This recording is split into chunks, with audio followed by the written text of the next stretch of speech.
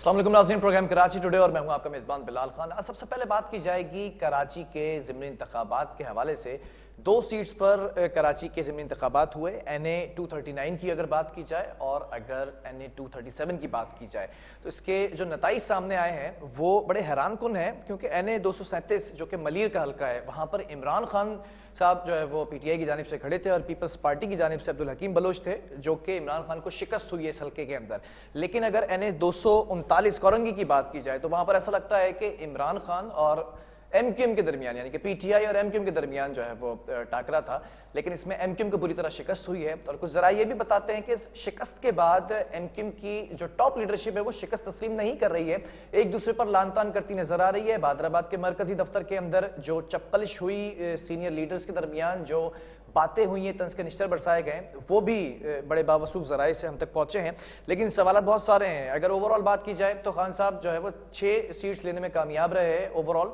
और कराची के अंदर हमने ये देखा जो वोटिंग टर्न आउट था वो इंतहाई कम रहा, और सबसे अगर कम टर्न आउट की बात की जाए तो वो NA 239 में रहा 14%, जबकि दूसरे नंबर पर अगर बात की जाए तो NA 237 मलीर के अंदर 20% जो है वो टर्न आउट रहा। अवाम क्या इंटरेस्ट नहीं ले रही है, अवाम की दिलचस्पी खत्म हो चुकी है। पीपल्स पार्टी की अगर बात की जाए तो उसकी गवर्नमेंट सिंध हुकूमत, जो सिंध की हुकूमत है उसमें पीपल्स पार्टी बैठी हुई है। तो ये तमाम चीज़ें हैं कि क्या पीपल्स पार्टी जो डिलीवर कर रही है कराची के अंदर, अवाम उससे खुश है या नहीं है। क्योंकि हमने आपको ये भी बताया था कि MQM की अगर बात की जाए 239 में पीपल्स पार्टी इस हक में बरदार हुई थी MQM के हक में, लेकिन MQM वो सीट भी हार गई है। इस तमाम चीज़ के ऊपर बात करेंगे। हमारे साथ पीपल्स पार्टी के MPA Yusuf Baloch on call मौजूद है। यूसुफ, बहुत शुक्रिया ज्वाइन करने के लिए। सबसे पहले जानना चाहूँगा, कराची के अंदर वोटिंग टर्न आउट इतना कम रहा, क्या आप अपने कारकुनान को, क्या वोटर्स को, खासतौर पर वोटर्स की अगर बात की जाए, निकालने में नाकाम रहे? नहीं, हम बिल्कुल भी, पहले तो मैं आपको शुक्रगुजार हूँ कि आपने लाइन पे लिया, और दूसरी बात कि हम बिल्कुल भी नाकाम नहीं रहे। कुछ जमनी इलेक्शन में वैसे भी आपको पता है कास्टिंग रेशियो कम रहता है, ठीक है। लेकिन अल्हम्दुलिल्लाह हमारे जो पीपल्स पार्टी के वोट्स थे 2018 से बढ़े हैं। अगर आप वो रेशियो देखेंगे तो वोट्स हमारे कुछ बढ़े हैं, और 32,000 कुछ हमने पहले वोट लिए थे, वही 32,567 अभी हम लोग तो कुछ ही बढ़े, लेकिन बढ़े हैं अल्हम्दुलिल्लाह। तो जमनी इलेक्शन के हवाले से हम तो यही कहेंगे कि दूसरी इलेक्शंस के हवाले से हमारे पास फिर भी बेहतर रहा है। लेकिन अगर बात की जाए ओवरऑल जिस दूसरे हलके की जिसमें ज़िमनी इंतखाब हुए, MQM की अगर बात की जाए तो उसमें भी ये कहा गया था कि आप उन लोगों के हक में दस्तबरदार होंगे क्योंकि वोटिंग बैंक वहां ज्यादा है, लेकिन वो भी सीट हार गए। बस भाई आपकी आवाज बहुत स्लो आ रही है। ठीक है, मैं अपने सवाल रिपीट कर देता हूं। आपके जो इस वक्त PDM के इत्तेहादी हैं, जो वफाक में इत्तेहाद में बैठे हुए हैं, इनडायरेक्टली आपके साथ भी बैठे हुए हैं, दूसरे हलके में तो उनको शिकस्त हो गई है। बिल्कुल, मैं अपने इत्तेहादियों पे बात नहीं करूँ, मैं पीपल्स पार्टी पे ही बात करूंगा। और मेरा हल्का लगता था PS 88 NA 237 के साथ, तो उस हवाले से अगर आप पूछना चाहें जो भी, मैं हाजिर हूँ जवाब देने के लिए। बाकी हल्कों में वाकई में अगर इत्यादि जमातों की बात करें तो वोट उन्होंने कम निकाले या उनसे निकाले नहीं गए। कास्टिंग रेशियो भी बहुत कम हुई है। ठीक है, 237 की बात कर लेते हैं ना, मलीर के डिस्ट्रिक्ट की बात कर लेते हैं। यहाँ पर ऑब्वियसली अब ये बात क्लियर हो गई है कि ये हल्का आपकी जमात ने ही जो है वो मैदान सर किया है। क्या ये आगे भी चीज चलेगी बल्दियाती इलेक्शंस में भी? बल्दियाती इलेक्शन में हमारे पास मलीर में 3 टाउन है, और आज आपके चैनल से मैं लाइव आपके नाजरीन को इंशाल्लाह एडवांस में ये रिपोर्ट देता हूँ कि हम तीनों टाउन इंशाल्लाह पाकिस्तान पीपल्स पार्टी आपको जीत के दिखाएगी। तो PTI का जो नैरेटिव था कराची के अंदर वो फिर खत्म होता दिखाई दे रहा है इस ज़िमनी इंतखाब के बाद? PTI का नैरेटिव कुछ भी नहीं था, बस वो एक हवा बनाई गई थी, तब्दीली तब्दीली तब्दीली। अवाम ने 4 साल उस तब्दीली का भी एहसास हो गया है अवाम को कि सिर्फ एक झूठे बंदे को ऊपर लाने के लिए ये सारा ड्रामा रचाया गया, और कल के रिजल्ट ने इस चीज को साबित कर दिया। खासतौर पे मलीर की आवाम ने उनको रिजेक्ट कर दिया। आपके सामने रिजल्ट से आप अंदाजा लगा सकते हैं, लीड से अंदाजा लगा सकते हैं कि मलीर की बाशऊर आवाम समझ चुकी है कि ये सिर्फ एक झूठे वादे थे। लेकिन ओवरऑल अगर बात की जाए तो खान साहब ज्यादा सीट्स लेने में तो कामयाब रहे हैं। फिर ये अगर नैरेटिव मलिर तक ही है, पीपल्स पार्टी मलिर तक क्या महदूद होती जा रही है?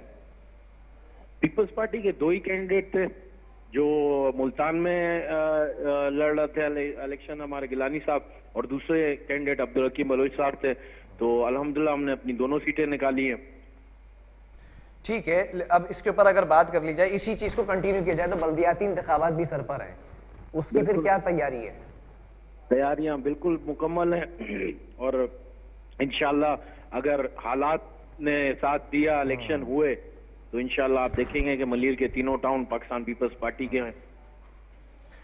अच्छा, पीटीआई ने इल्जाम भी लगाया है कि धांधली हुई है इलेक्शन के अंदर, इस हलके के अंदर। भाई बचपन में हमने एक कहानी पढ़ी थी कि लोमड़ी को अंगूर नहीं मिलते हैं तो वो कहते हैं कि अंगूर खट्टे हैं। पीटीआई के अगर एमपी बिलाल गफ्फार की बात की जाए तो उनको मारा भी ये है, जख्मी भी हुए हैं। मैं इस चीज पे बिल्कुल भी मुज़म्मत करूंगा कि बिलाल गफ्फार हमारे कोलीग है, मैं खुद एमपी हूँ, हमारे हाउस में मुलाकातें हैं, और खैर कोई भी किसी भी जमात के बंदे हों, पुरतशद्दुद हवाले से मैं मुज़म्मत करता हूँ इस चीज की। लेकिन अगर कोई नहीं, अच्छी बात है, मजम्मत कर रहे हैं, लेकिन मारा किसने, जख्मी किसने किया? जख्मी वहाँ पे सोशल मीडिया का दौर है, हर बंदे के हाथ में मोबाइल था, वो नजर आ रहे हैं किसने जख्मी किया। वहाँ पे जाके हमारे कैंप में वो आए हैं बिलाल गफ्फार साहब, और कारकुनान से बदतमीजी की है तो उन्होंने भी रिएक्शन दिखाया। हालांकि करना नहीं चाहिए, पीपल्स पार्टी हमेशा पुरअमन रही है।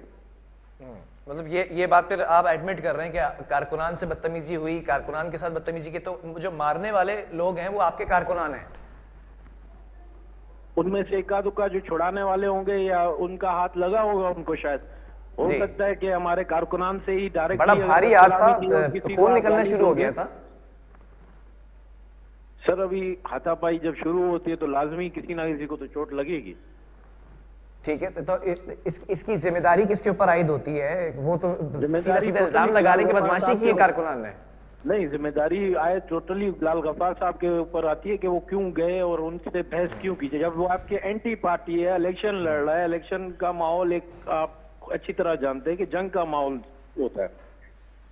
ये चीज तो नहीं होनी चाहिए ना, पुरअमन इलेक्शन तो फिर आपकी हुकूमत है, उसको तो फिर इन चीजों को कैरी करना चाहिए पुरअमन तरीके से। मैं वो वाली जंग की बात नहीं कर रहा हूँ कि हथियारों वाली जंग, या जंग हमारी होती है कि हम कैसे अपने वोटर्स को निकालें, वो जंग की बात कर रहा हूँ, तशद्दुद वाली जंग की बात नहीं कर रहा हूँ। उनका तो इल्जाम है ना, दूसरी सियासी जमात के अगर किसी एमपीए को जख्मी किया गया है, फिर आप ये बता रहे हैं कि कारकुनान वहां पर जो है वो हाथापाई हुई है, तो ऑब्वियसली ये चीज साबित होती है कि आपके कारकुनान थे। अगर जख्मी किया है आपकी हुकूमत है और आप अगर पुरअमन इलेक्शन नहीं करा सकते तो फिर उनका इल्जाम भी सही कि बदमाशी कर रहे थे। नहीं, बदमाशी कैसी? अगर आपको कोई आकर गाली देगा या बदतमीजी करेगा आप रिएक्ट नहीं करोगे? अच्छा, पहल ये समझ रहे हैं आपके, ये कहना चाह रहे हैं कि पीटीआई ने की? सर समझ नहीं रहे आप, सोशल मीडिया पे वीडियोस चल रही है, आप देखें बिलाल गफ्फार साहब हमारे पीपी के कैंप में जाके उधर रल्लड़बाजी कर रहे हैं। जो पुलिस सर्विस से जो सिक्योरिटी दे रही थी वो कहाँ थी उस वक्त? वो खुद एमपी है, उनके साथ अपने गार्ड्स होंगे, आप उनसे पूछिए कि उनके अपने गार्ड्स कहाँ थे। नहीं, उनके अपने गार्ड्स को आप छोड़ दें। अगर पुलिस की बात करें, पुलिस का काम होता है सिक्योरिटी देना, पुलिस का काम होता है अगर कोई हाथापाई होती है, कोई पेचीदगी होती है तो वो वहां पर आके टेक ओवर करें चीजों को, इसलिए तो सिक्योरिटी फुल प्रूफ बनाई जाती है। पुलिस का काम सिक्योरिटी जो है वो पोलिंग स्टेशन तक थी, वो जब कैंप्स उनकी जिम्मेदारी में नहीं आते हैं। हाँ, अगर वहाँ पे कोई होता है ऐसी हंगामी सूरत हाल आती है तो पुलिस को वाकई वहाँ पे अमन अमान की सूरत हाल बरकरार रखने के लिए एक्शन लेना चाहिए, लेकिन इतनी बड़ी बात हुई नहीं वहाँ पे कि कोई मामला ज्यादा मेंबर ऑफ प्रोविंशियल असेंबली को जख्मी कर दिया, दूसरी सियासी जमात के कारकुनों ने, आपके ना इतनी बड़ी बात हुई नहीं है। ये जख्मी वो गिरने से हुए हैं। आप वीडियो में अगर आप बोले तो मैं आपको शेयर कर देता हूँ, मेरे पास वीडियो पड़ी है, वो थोड़े धक्के उनको लगे हैं तो वो गिर गए, वो गिरने से उनका सर लगा है नीचे। अच्छा, मतलब खुद से गिर गए, वो खुद से सर लग गया जमीन पर, धक्के हल्के से लगे थे? धक्कम फील हुई है। मैं आप मुझसे मेरे क्या उगलवाना चाह रहे हैं वो मुझे नहीं पता, लेकिन धक्कम फील हुई है। मैं आपके वर्ड्स नहीं बयान करूंगा कि आप जो मुझे बोलना चाहें वो मैं बोलूं, वो नहीं बोलूंगा मैं, लेकिन जो सूरत हाल जो सच्चाई है वो आप वीडियो से देख सकते हैं कि वो गिरे और गिरने से उनका सर नीचे लगा। चले, मैं असल में आपसे कुछ कहलवाना नहीं चाह रहा, मैं वो सुनना चाह रहा हूँ जो बेसिकली वहां पर हुआ है। पीटीआई अभी भी ये कह रही है कि उस हल्के के अंदर धांधली हुई है, इस पर क्या कहेंगे? कोई धांधली नहीं हुई है। आपके पास अगर कोई सबूत है तो इलेक्शन कमीशन एक बाख्तियार इदारा है, आप वहां पे ले जा सकते हैं। अगर वहां पे आपकी नहीं कौन सुनता है तो जैसे कोर्ट्स यहाँ के पाकिस्तान में आला अदलिया मौजूद है, आप वहां पे प्रूफ कर सकते हैं। इन लोगों ने तो कोई कंप्लेन तक नहीं की। अगर धांधली हुई है तो कोई इन रिटर्न कंप्लेन तो करते। वैसे बड़ी हैरानकुन सिचुएशन है। अगर ये किसी एक हलके के अंदर इंतखाब हो रहा है और वहां पर सिक्योरिटी के इंतजाम बेहतर नहीं हो सकते, तो फिर बल्दियाती इलेक्शंस कैसे कराए जाएंगे पुरअमन तरीके से? मैं नहीं समझता हूं कि कोई सिक्योरिटी इतनी रिस्क था। ये तो उनकी तरफ से एक क्या बोलते हैं पॉलिटिकल टैक्टिक्स थी कि हमारी पोलिंग जाम हो जाए, जिसकी वजह से बिलाल भाई आए हमारे कैंप पे और हलड़बाजी की और रिएक्शन मिला है उनको। तो फिर कारकुनान इसका मतलब आपके कारकुनान पहले से ही तैयार बैठे थे कि अगर कोई शख्स आता है इस तरह की बात करता है तो फिर उसको जख्मी जरूर करना है? नहीं, हम लोग पुरअमन लोग हैं, मलीर वाले खास तौर पर पुरअमन लोग हैं और वो पुरअमन तरीके से जख्मी करना है, ये समझ लें। चले, अरे फिक्री रिएक्शन है, आप बार बार वही इल्जाम जो चले फिर मैं दूसरे हल्के पर आ जाए। तो दूसरे हल्के पे पीपल्स पार्टी का फोकस क्यों नहीं था? दूसरे हल्के पे उनका मुकाबला एमक्यूएम से था, वो फोकस कर रहे ना।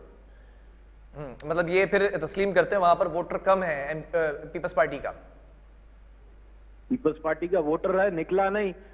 क्योंकि इत्यादि जैसे आप बात कर रहे हैं इत्यादि जमातों का साथ दिया। तो इस हल्के से ना 13 में ना 18 में निकला ही नहीं वोटर। कब निकल रहा है फिर वोटर? बल्दियात में निकलेगा क्या? बल्दियात में जो हमारी यूसीज में वोटर ज्यादा होंगे आपके सामने होगा, कास्ट होगा, रिजल्ट आएगा। मतलब फोकस जो पीपल्स पार्टी का है मखसूस हल्कों के ऊपर है, पूरे कराची को फोकस नहीं किया हुआ है। सिर्फ कराची नहीं, हमने पूरे सिंध और अल्हम्दुलिल्लाह पाकिस्तान को पाकिस्तान पीपल्स पार्टी फोकस में रखे हुए। आप अगर हमारी पार्टी का नाम देंगे तो वो पाकिस्तान पीपल्स पार्टी है। कराची पीपल्स जिसका वोटर कोरंगी में नहीं निकला है। नहीं निकले, ज़मीनी इलेक्शन से, जनरल इलेक्शन में भी नहीं निकला। उसकी क्या जस्टिफिकेशन है? निकले बिल्कुल निकले, लेकिन जहां पे जिसकी अक्सरियत है वो आप भी माने, हम भी मानते हैं उस चीज को। ये वोटर निकले जरूर है लेकिन किसी और को वोट कास्ट करते हैं क्योंकि वहां से जीता नहीं आपका कैंडिडेट। पीपल्स पार्टी का जाला कभी भी किसी और बंदे को वोट नहीं देगा। तो यही तो कह रहे हैं, या तो ये मान ले कि वहां पर वोटर नहीं है, या तो ये मान ले कि वोटर निकला तो किसी और को कास्ट किया है वोट। नहीं, किसी और को तो कास्ट करना मैं नहीं मानूंगा। हाँ, ये आप कह रहे हैं वहां पर आपका वोटर है लेकिन निकला नहीं है, वजह क्या है? हाँ, वजह ज़मीनी इलेक्शन है, माहौल वो नहीं था। फिर जनरल इलेक्शन की अगर बात करूं तो वही सिचुएशन थी इसी हल्के के अंदर आपकी। नहीं, हमने अच्छे खासे वोट लिए जनरल इलेक्शन में। तो फिर ये एडमिट करें कि मखसूस इलाकों के अंदर सिर्फ पीपल्स पार्टी का वोटर है, ओवरऑल कराची का शहरी जो है वो किसी और सियासी जमात को सपोर्ट करता है। नहीं, क्यों एडमिट करूं? आप एडमिट करो जो आपकी। मैं तो एडमिट इसलिए करूंगा, अगर जनरल इलेक्शन की बात की जाए तो वहां से अक्सरियत पीटीआई की थी। भाई, जनरल इलेक्शन 2018 में जो आरटीएस सिस्टम काम कर रहा था वो बेहतर आप समझते हैं। अच्छा, तो कैसे वो आरटीएस सिस्टम सिर्फ कराची में ही ब्रेक हुआ था, कराची में ही डाउन हुआ था, इंटीरियर सिंध के अंदर डाउन नहीं हुआ था? कुछ हल्कों में हुआ है, इंटीरियर सिंध में भी। अच्छा, तो इंटीरियर के अंदर तो वहां अक्सरियत आपकी थी, शायद उन्हीं हल्कों में डाउन हुआ है जहां से आप हारे हैं। अभी कल का रिजल्ट आपके सामने, ये सीट भी 2018 में हमसे छीनी गई, हमने वापस ली।